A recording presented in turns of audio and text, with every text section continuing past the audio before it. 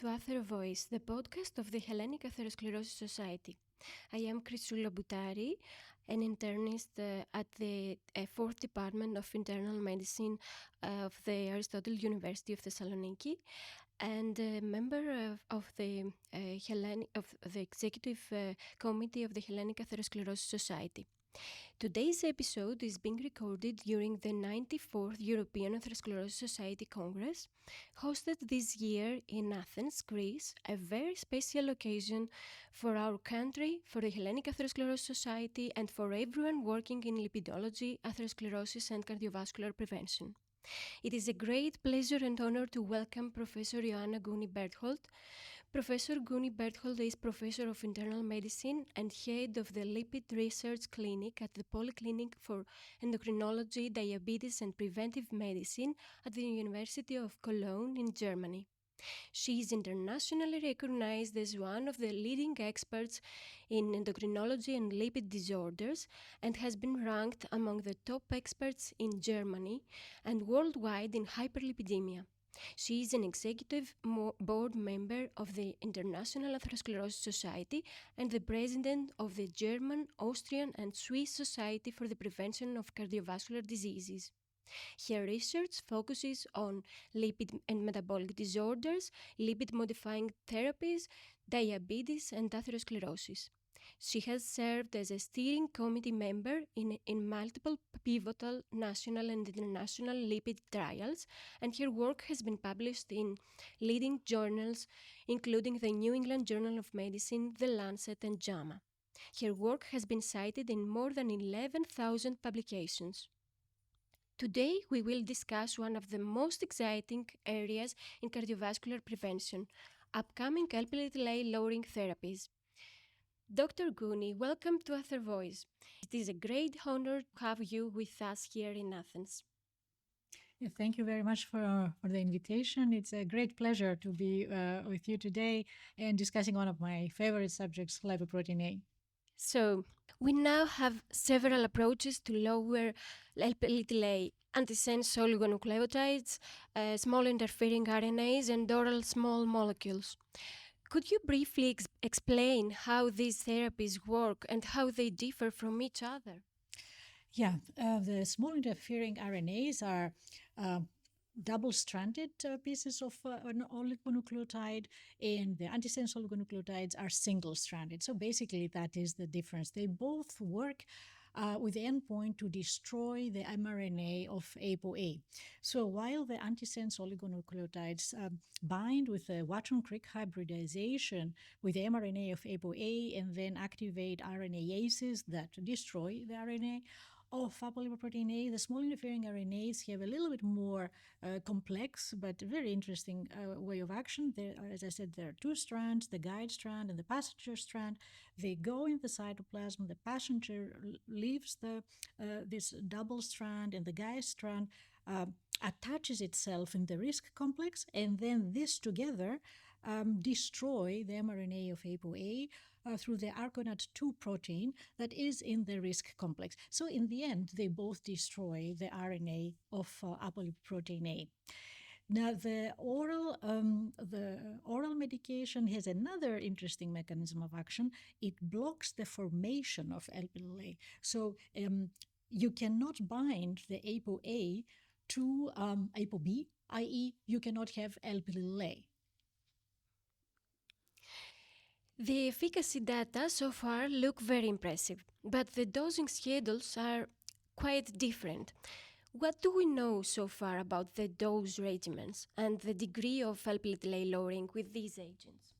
Yeah, as usual, antisense oligonucleotides are given once a month. Pretty much all antisense oligonucleotides are given subcutaneously once a month.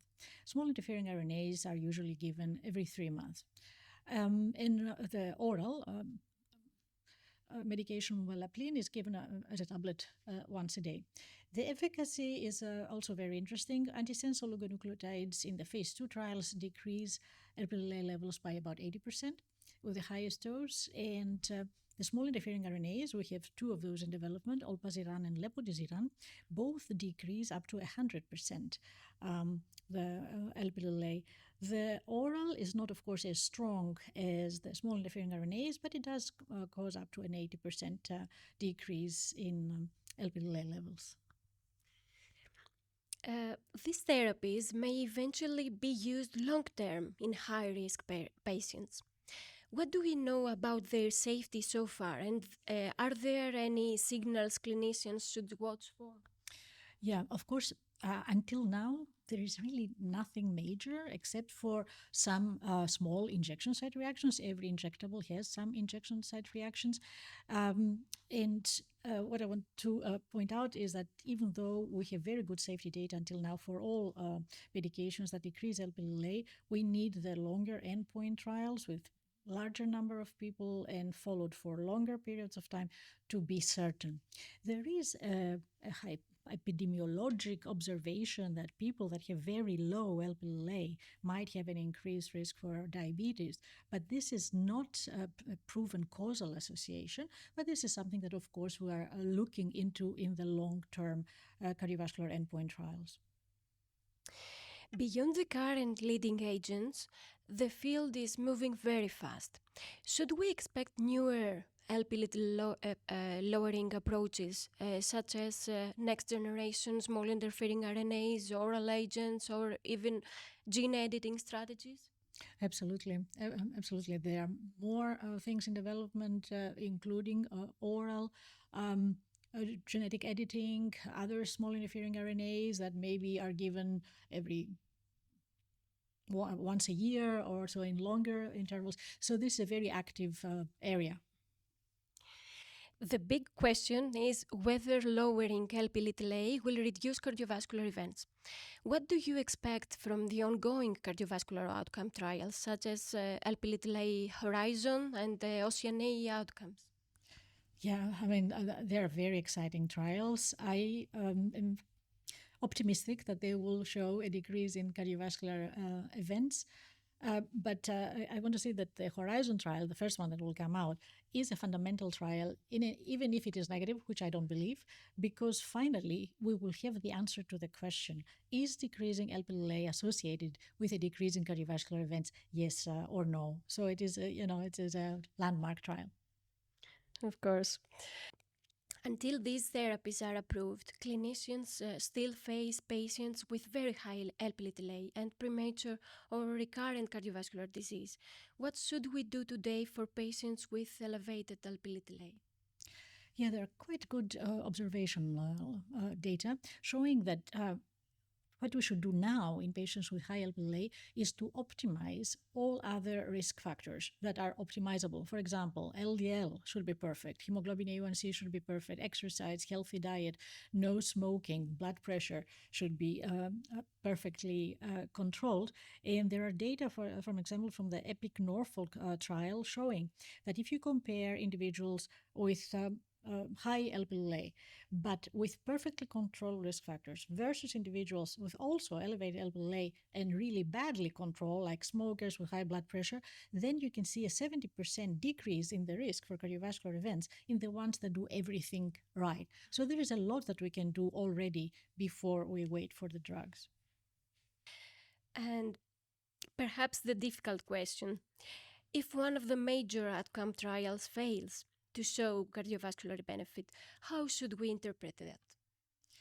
Yeah, I believe that even if one does not show a significant benefit, the first one with pelacarsen, I believe that there are other trials, the running trials, Oceania with olpasiran, or the study with lepodisiran, ACCLAIM, should and probably will continue because they have a stronger decrease in Lp(a), 100% versus 80%. So I believe that we should give it a try with the small interfering RNAs and not give up hope. Okay, you're right. And looking ahead, how do you see Lp(a) management evolving over the next 5 to 10 years? Will Lp(a) become a routinely measured and treatable cardiovascular risk factor? Yeah, very good point. This is what I want to stress. Lp(a) should be measured in everyone already from now. This is what the guidelines recommend, and this is actually what common sense recommends. Lp(a) is a risk factor and it has to be measured at least once in the lifetime of everyone. Now, in the future, how do I see the treatment? If the Horizon trial is positive, that would be great, because then we would have the proof of concept that decreasing Lp(a) brings a benefit. Then, of course, individuals that in the secondary prevention have high Lp(a), I say secondary prevention because that's the Horizon and Olpasiran and Lepodisiran endpoint trials in secondary prevention, of course, they should be treated to decrease their cardiovascular risk. Professor Gouni-Berthold, thank you very much for our outstanding discussion. You have taken us through the full landscape of upcoming Lp(a) lowering therapies, from mechanism of action and efficacy to safety, cardiovascular outcome trials, and what we should do today while waiting for definitive outcome evidence. This has been a very special episode of AtheroVoice, recording during the 94th European Atherosclerosis Society Congress here in Athens, Greece. Thank you for listening to AtheroVoice, the podcast of the Hellenic Atherosclerosis Society. Stay tuned for more conversations on lipidology, atherosclerosis, and cardiovascular prevention. Goodbye from Athens.